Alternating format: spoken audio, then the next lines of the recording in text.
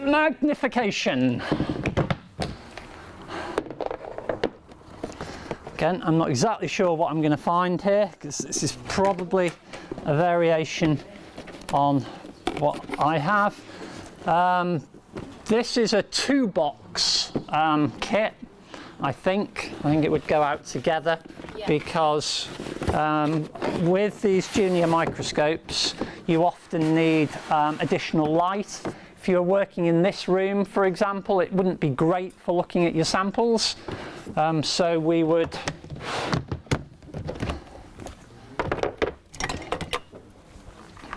provide the lamps. Again, health and safety, they're the good old-fashioned lamps with good old-fashioned bulbs in them, and good old-fashioned bulbs get hot, and so do the covers around them, so you don't want any children burning themselves on that.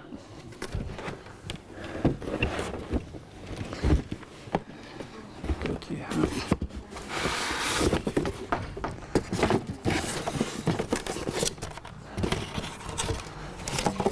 And these are really nice, very simple microscopes.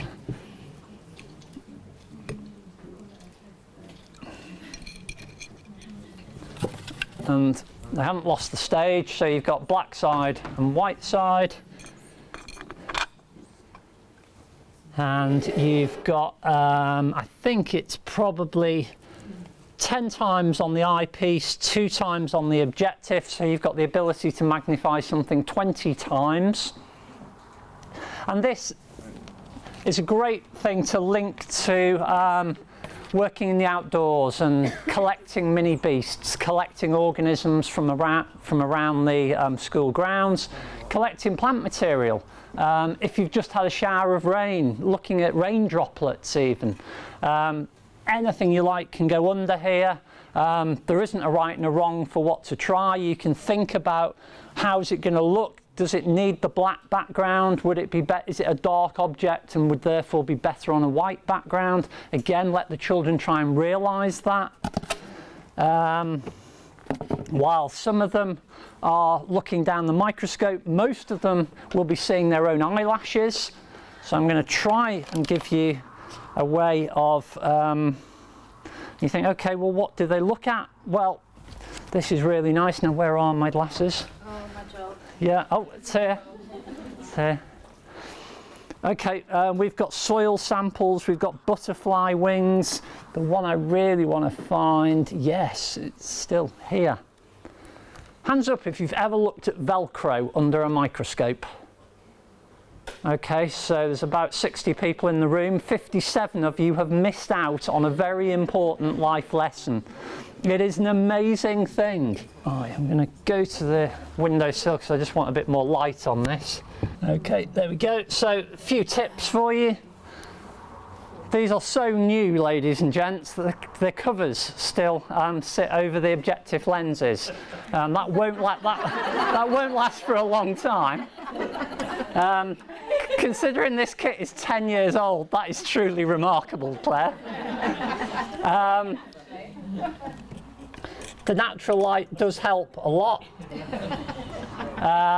And you have to get the setting right, usually about the depth of your thumb from the top of the stand is a suitable distance. I'm going to leave that there so that 57 people can be enriched this afternoon. So you've got material samples there, you've got soil samples, and I'm quite sure there is also bits of insects, insect legs, wings.